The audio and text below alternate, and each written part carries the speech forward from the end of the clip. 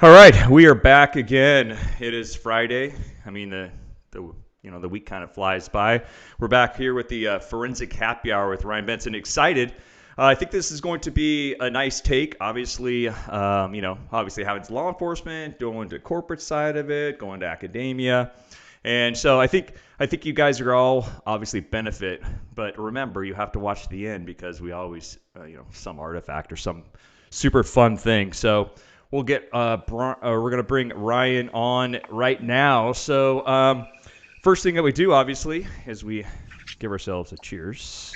And so, what I want you to do though is tell people. I mean, really, who's Ryan Benson? It's a hard question. I probably should have prepared for that. No, I mean, I I I do forensics a lot. Like, kind of, it's like it was kind of fun that I still work at Google now, and I do a lot of work on open source projects. Like, luckily, like in my work time, but that was like all my hobby time before I got this job. So, yeah, I've been in forensics my whole career. So it's been like 11 years now. I went to college for computer engineering. I did some internships in a small forensics shop, and then in the FBI's one of their RCFLs. So, all focused on digital forensics. I worked at forensics companies like small consulting companies, like the government, like again, like the RCFL, uh, threat research kind of stuff, doing research on different things, kind of with forensic focus on kind of user analytics, and like consulting like Mandiant, those kind of things. And so, yeah, it's a lot of forensic things that I've worked at from a lot of different, the same field, but from a lot of different locations, I guess, different places. Like, you see the tiny consulting company versus the big company versus the government versus like a startup kind of thing. But yeah, now I'm at Google, and so I get to do all my fun hobby research as part of my job. So I think that part's awesome. So It's like the coolest thing, man. Everybody's so jealous. They're like, seriously, that's fantastic. It's like, getting that thing of, hey, I've done this. I draw my whole life, and I decide that, now someone hires me for that. But not even close to forensic side of it. But let's talk about forensics. So forensics is kind of a broad thing, right? mhm. So, I mean, really, if you take for the 11 years that you had on the forensic side of it, you started obviously on the computer science side of it, but forensics. What type of forensics did you start with to, I mean, are we talking, on the network side, the computer side, the mobile side, let everybody know kind of how you started, how you moved into, what you're doing now.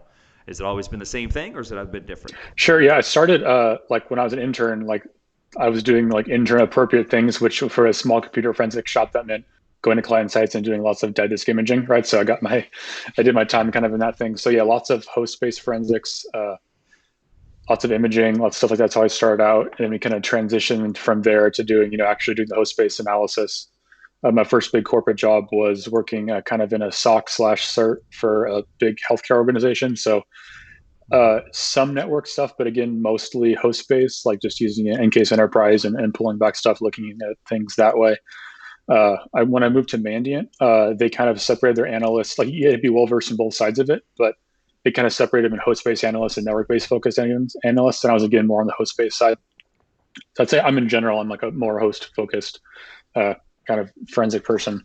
And then when I was working at the healthcare organization, again, this was a while ago, so we're using Encase, and there was this new thing that came out called Chrome, and nothing supported it. And so I figured, hey, maybe I want to do some programming. Like, I'm going to make a tool to program to work on the Chrome artifact because people were starting to use Chrome. And I kind of just stuck with that, and I think that's worked out pretty well. Yeah, because look where you work. Yeah, exactly. So I think, yeah. It's such a small little thing, I mean, Chrome being that, it's just hey, I mean, necessarily Google's uses it killed all off right. enough products that it could have been just nothing, but it kind of kept stuck with it. It did. I believe it did. Yeah. It's sort of like because Google's like what it would be like an adjective, or I mean, people just hey Google it, or just it's now hey, you know what? Yeah, I'm gonna use Chrome. Do these stuff. Yeah. So yeah, I think you did select something quite nice, obviously. Into hey, I'm going to look at that. But let's talk about that, right? So You talk about host. I mean, host based forensics. I mean, explain that. I mean, what is that? So that's, I think, mostly looking at kind of at the hard drive, things that are stored on a hard drive on a host. So that's what we mean by host-based versus like looking at packet captures or something like that would be like network-based forensics. I mean, there's Got it. certainly Yep. cross-play in both, right? Because you could find, packet captures and things like that from on a host-based one, right, in memory or something, or a page file. But and you still need to do, like, they're obviously interlinked, right? So you need to know how to do both of them to kind of be competent in either one. Right. But yeah, the host-based, yeah, looking at artifacts on disk. Understanding how deep understanding of how file systems work, how operating systems work, the different artifacts that kind of like different user interactions leave behind is pretty important. The different programs leave behind, and just how to kind of interpret Right. them. So that's the interesting part, right? I mean, if we talk about forensics, whether it be live or dead box or whatever, it's that digital footprint, right? And so with the obviously the tool base that you've utilized to really developing your own, trying to look to obviously with open source and all of those, that's different. Why do you think, people who are versed in or have started in and had the tool approach, really move into, yeah, I got to do this myself type of thing, right? Developing your own, trying to come up with those, specific art. I have my own opinion, and I'll share it with you, but I want to hear yours first of why, hey, there's tools out there that are available. Well, why do you have to develop your own? Well, again, I guess there's a variety of reasons. You could be just very particular about the way you want things done, so you make your own tool. But I think the more broader and like more correct answer to that is to be successful in our line of work, you need to really understand what you're doing and understand your findings and why you're saying something, right? Because I would hope that all of the investigations that we do have some kind of they're for some kind of important reason, right? Whether it's a if it's law enforcement, it could be someone's safety, or criminal defense, and it could be someone's freedom, or just corporate, it could be someone's job or livelihood. So all these things matter, and so you need to actually understand what you're doing and how you're doing it to make sure that you're correct, right? So the building your own tools, or even just understanding, or even just going through and not if you're not building a full tool, but if you can just kind of reconstruct how the tool you're using does it, so you fully understand all the steps and you're not just skipping to whatever the output says and call that gospel. Like, Yeah. I think that's the really important part. Yeah. So you actually think understanding what's going on under the hood is important? Just a little bit, yeah. Yeah, just a little. Yeah. So again, that's the soapbox, the Lee soapbox, right? Is really understanding. There's a lot of, hey, automated tools are fantastic for you, but if you really don't know what it's doing, it's a detriment, I think, right? Again, my opinion on that, because you might be able to say, oh my gosh, look at this fantastic stuff, man. I pushed this and have this, and this is great. Look at this great report. But then it really comes down to you understanding that, right? What type of data is being parsed versus what type of data is still there, versus someone that they think it's important versus what you think obviously is important. It's a lot different, right? Because there's going to be gaps in really everything, I think, in the forensic side of it, because it changes, by the minute. Again, with the whole cat and mouse thing. So I 100% agree with you, is that one, it's not necessarily a limitation of the tool per se. I would think it's just a limitation of the understand. Well, these are developed by man, right? Someone goes and writes this at the certain time snapshot so that they understand this data is there. But then the app updates or anything else updates, and now you're talking, oh, really? That's there? So I think the understanding and trying to grab some of that information is extremely important, and people understanding how to do that. So tell me this, though. I mean, do people have to be, get a computer science degree on some of these if they're going to go? I know. Like I said, I know there's a lot of that are out there that are putting together groups, right? Python groups. How we can go in and do you have to know how to program for this stuff? I don't think it's essential, but I can't imagine me doing my job without it. So again, there's lots of paths kind of to the same answer. Uh, so I don't. I think it's. again, I'm biased by my own worldview, right? And so I think it'd be hard to get through life in general without programming. But again, that's just me. Like, there's so many things you can do. Like, whether you're making some complicated Excel formula because you want to do a mortgage and interest Right. rates or something, like, right? That's kind of programming versus like actually making full on tools with things. I think being able to understand and talk to computers kind of in their own way, in their own language, is kind of an essential skill kind of nowadays. And you don't have to be Is that in this. 100%? Yeah, 100% agree.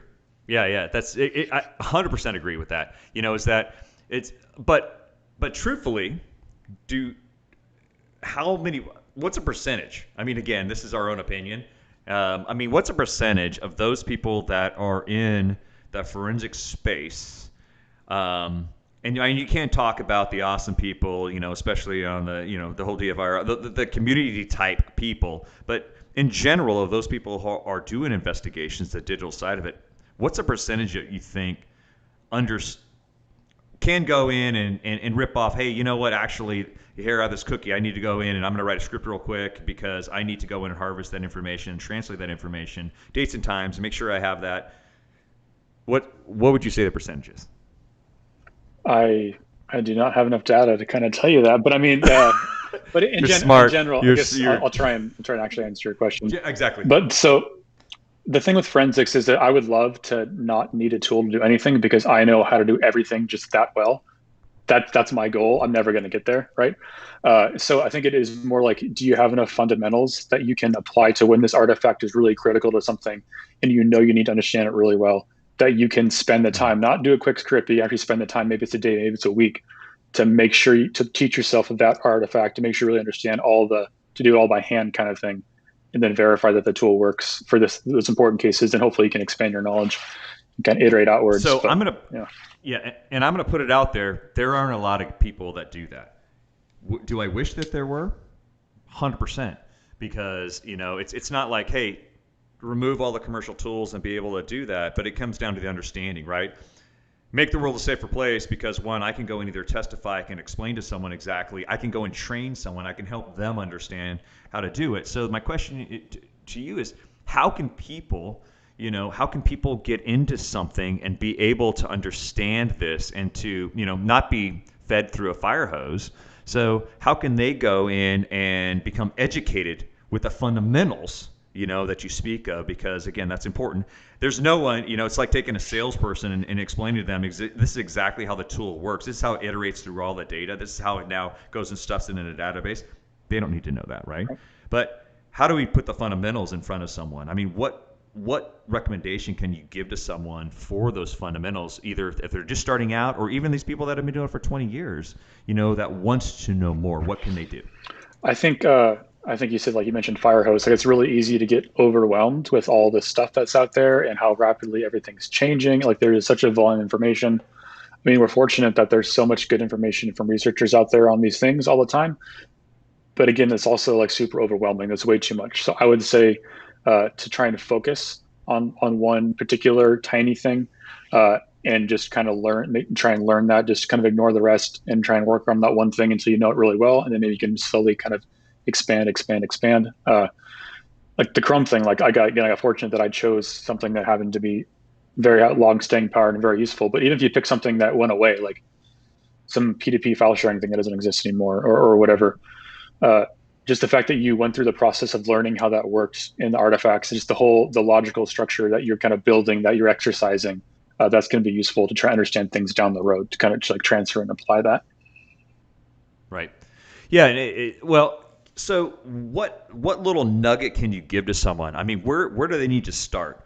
Whether it be, let's just talk about, we're not going to talk about like API type of stuff, but I mean, where can people start to say, hey, I have this JSON file.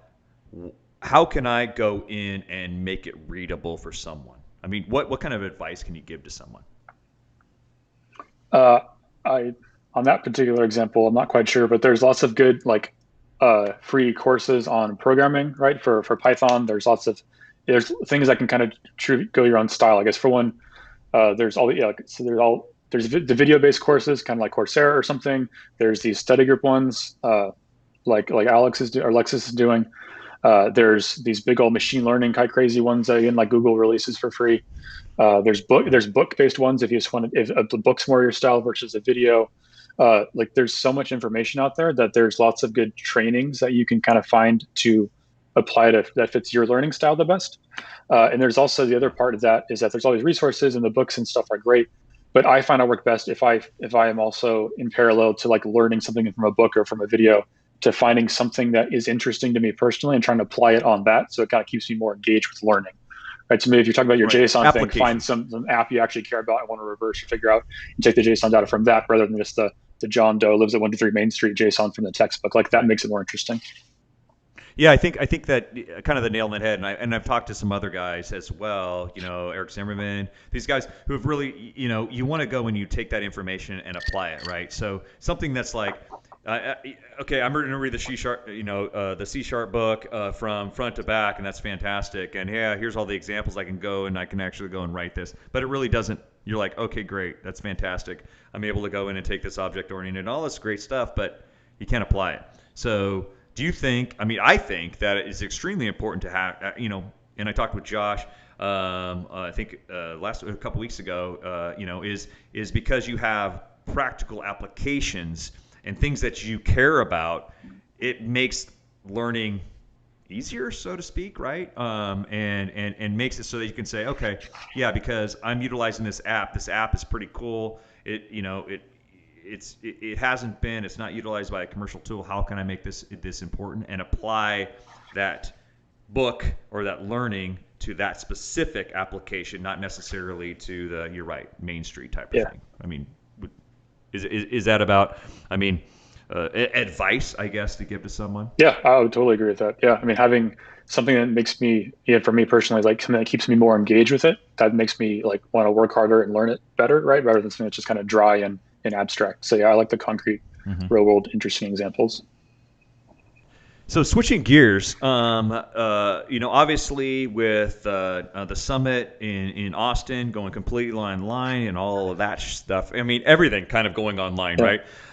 What are your feelings? What are your feelings with the whole online type of either conference structure, being able to present to people? Is that a good thing, bad thing? What's your opinion? I think everything's kind of a mixture. I think in general it was good. I mean, I've presented at the summit probably 3 or 4 times, I think now, and it's always a great time. Like Austin's a great place. There's lots of hanging out people you do afterwards. But at the same time, I think it was generally around 500 people there at the most.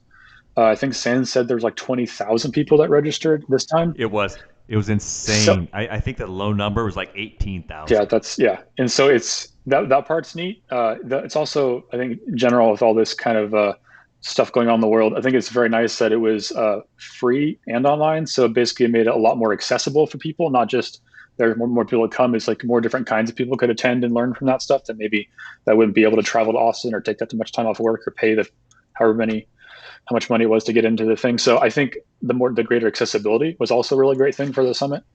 So I hope they Mhm. maybe do like a hybrid approach in the future or something. I don't know, but yeah, I think the online thing was definitely a plus. Yeah, and I've talked to several people, not necessarily just with that conference, but several conferences that have gone obviously virtual, and it's been very positive for people, for just like what you said. People can access it, right? They don't have to pay the travel costs. They're able to go in and sit in their underwear and sit and watch something and be able to go in and do that type of stuff.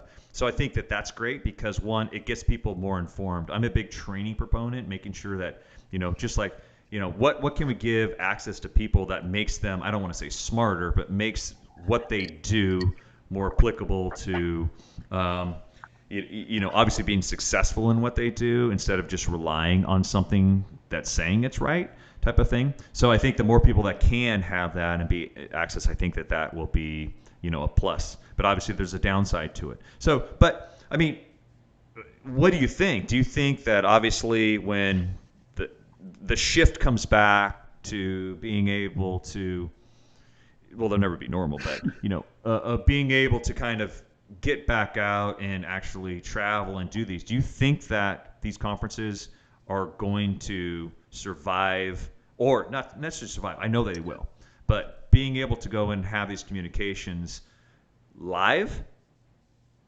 and online, do the hybrid approach? Do you think that that's what the majority of them are going to go to? I don't know if the majority will, but I think they should. I think that's definitely. I think there's value in both, and so I think it'd be kind of foolish to fully commit to one way or the other.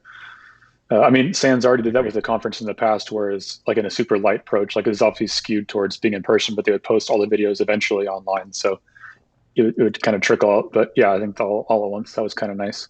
I think what you're saying with training is really important. I would love to see people kind of progress more in that field where you could do like the interactive kind of like custom training to someone via remote kind of stuff, right? So like the net wars or things like that, going fully remote, I think is really cool because then people could get that kind of interactive hands-on learning, not just the kind of someone talking at you learning. Yeah, but Net Wars, I mean, those guys are super smart, and they're going to wind up be hacking each other, doing all kinds of stuff with remote. It might make it super fun, though. That might make it super fun. So tell me now, though. One of the biggest things, that's really been going on now. I know for you is really. I mean, you pushed out a lot with the unfurl, which is fantastic, right? With the whole, tell everyone about it. I'm not going to go in and say everything I know about URLs, but I want you to go in and, I mean, lay it all out because I mean it's super cool, honestly. Thanks. Well, so Unfurl is a tool to kind of take a URL and extract and analyze all the data that's in the URL and kind of make it more clear to the user. So it kind of touches on, I think, a lot of the things when we were talking earlier about like why you'd want to understand how artifact works and kind of reverse engineering and figuring out what a tool does. It tries to kind of show its work, I guess. It doesn't just say, here's a URL and here's all the things I parse out of it, like in a paragraph. It tries to show you each step as it breaks a URL down into kind of its smaller and smaller and smaller components. So it'll hopefully help the analyst learn what's going on and understand and yeah, learn more URLs while getting all this nice information out of it. So if we talk about the URLs, I mean, what is it that's based on a URL? What can people say on the forensic side of it? If I'm going to take this product, I'm like, oh, okay, fantastic. Yeah, I know this. What is it that they can gain as part of their investigation by utilizing, obviously, with the tool? I think there's a lot of information in URLs that are kind of overlooked. So I think there's from my presentation, like you might be able to like look at a Google search URL and quickly scan through it and find what the query was for, right? So like that's cool. That's probably the most important part. But there's all these other bits in there that you can that might be really, really useful context for your investigation. The time it happened, maybe what the device they were using, where they were kind of physically, all these different things can be embedded in the URL. And so I think earlier you said like we're probably going to miss stuff. Like there's so much data is changing all the time. Like I'm always worried about that as a forensic analyst that like, oh, there could have been something more here. And so Unfurl tries to, and also there's so many things, right? There's so many URLs, they're changing all the time. Every website can change it however they want, whenever they want. There's no approvals, right? And so also trying to not keep all that in my head for me personally, trying to build it into code. And so I can write it, really understand it, write it down, and then call that script to tell it for me later, right? So that's kind of the reason for like building a tool versus just like kind of eyeballing all the time. Well, it's one of many reasons to kind of build a tool. Yeah. Yes. So do you look at building a tool though too, because it's enough to piss someone off that obviously they go and they change something, and now either they're hashing or they're going to go and change something as part of the makeup of the URL. I mean, how can an examiner to see if they're utilizing the tool to make it so that one, is it hard coded? Are they able to go in and either alter as part of that? I mean, how can you keep up with it? I mean, it's the same thing that you would have with a commercial tool, right? I mean, that's a lot of work, right? Yeah, it is. And so I kind of take a kind of balanced approach with that, because if you make something super hard coded and trying to figure out exactly what it is, like yeah, you'll be right for that time period in that exact instance, right? But then, like you said, things update, things change. So I try and balance. There's a lot of what I call like generic parsers.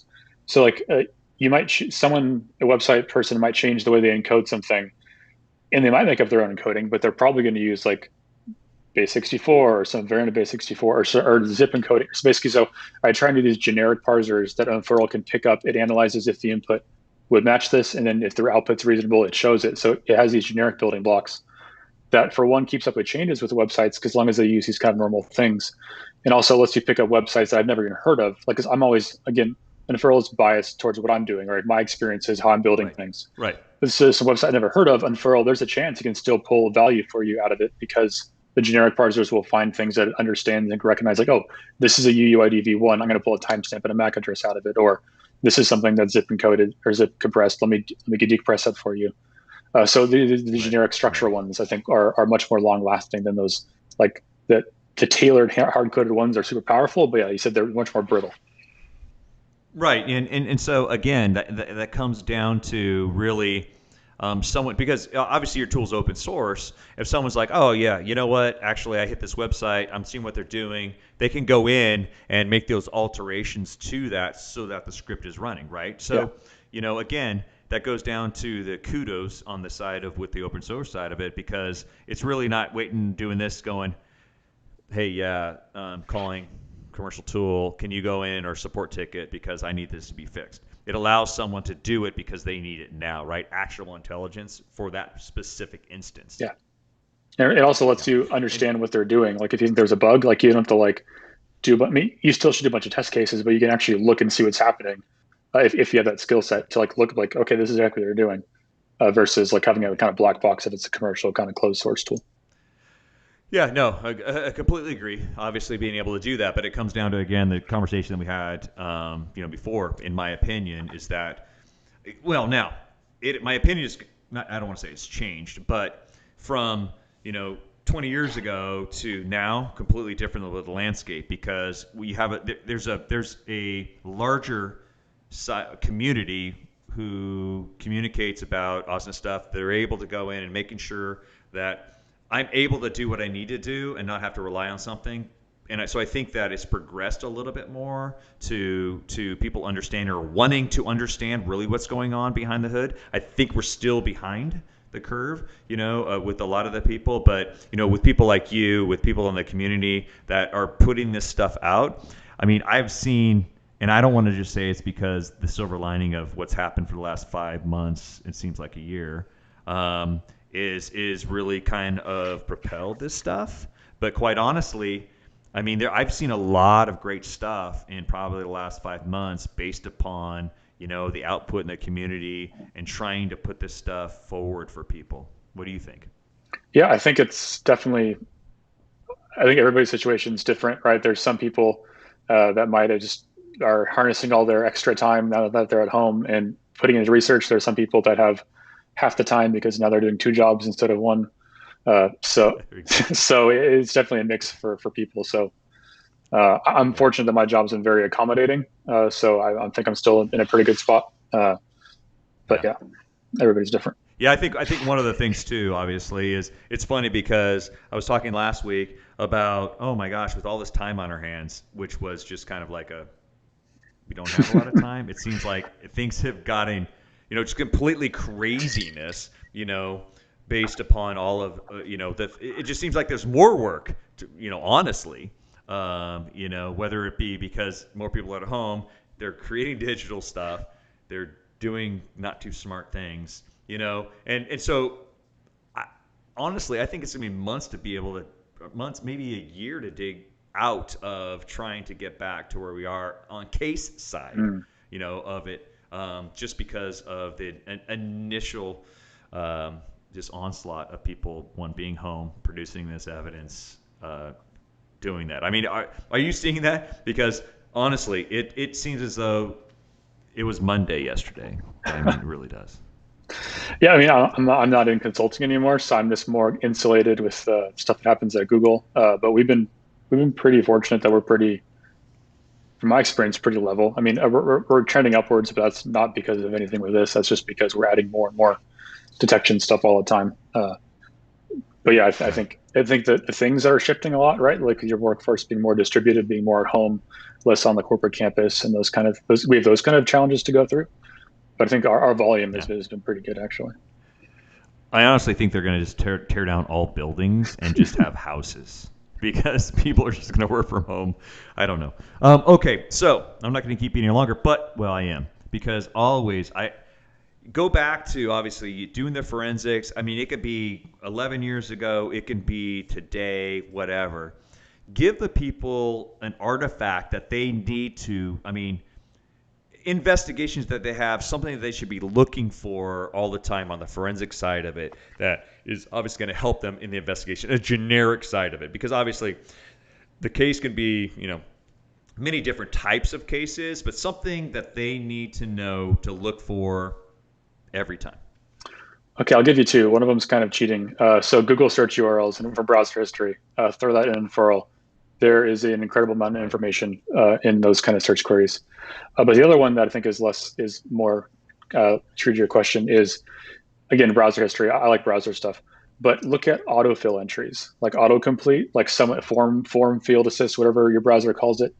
Uh, there's an incredible amount of interesting information in those, right? So those quickly, for Chrome at least, it tries to remember the content you typed in a form to try and help you fill it in next time. So it remembers the name of the form and what you typed. It doesn't care about the website, just the name of the form and the content. And you can get an incredible amount of information about a person by looking through their autofill kind of history. And you can figure out the websites maybe by timeline analysis, but like just the content of that is super interesting. I always look at that in the case.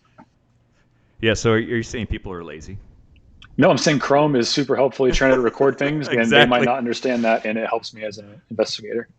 Yeah, no, I completely, 100% on board on the autofill. I mean, it has to do, I mean, not only with Chrome, but you look at a lot of the keyboards, right? If you use a Google keyboard, if you use a Samsung keyboard, all those others, they love to help you out, Yeah, right? And again, fantastic artifacts. It is, by far, because people are creatures of habit, right? I mean, they're going to go in and they're going to continue on, and that is, you're right. They can't say, "Hey, I didn't type that." Well, granted, someone with the phone or the keyboard, you can say used it. They can always say they didn't do it, but obviously that's when the investigation is a part of it. Oh my gosh, fantastic conversation. I do appreciate it, Ryan. Obviously we're at 30 minutes. We can continue to talk, but it is the weekend here coming soon. So I want to thank you. And one last gulp of beer, and we'll call it good. sounds good. Again, I appreciate your time. Have a fantastic, fantastic Thank weekend. you. You too. Thanks for having me. Thank you. Thank you. Yep. Wow. I mean, some great stuff. It's, completely took a kind of different angle. I do mobile phones and been doing that. Computer's been outside of that style. Do remember the Google search. Love it. Have to break down those artifacts. So make sure you hit them up on social media to say exactly what is in that and break down that URL for the Google search, because I'm sure you guys will all now be utilizing that as the artifact of choice, because, hey, Google is kind of it's a small search engine, but it's just coming. It'll eventually show up, above, I don't know, what's the other one called? Yahoo. So, or Bing, maybe something else like that. So, awesome. So, again, thank you guys very much for hanging out on Friday. So make sure you catch next week. Have another great guest coming on. So check out on Monday or Tuesday when I announce that guest. So, hey, have a great weekend, and everyone be safe. Thanks.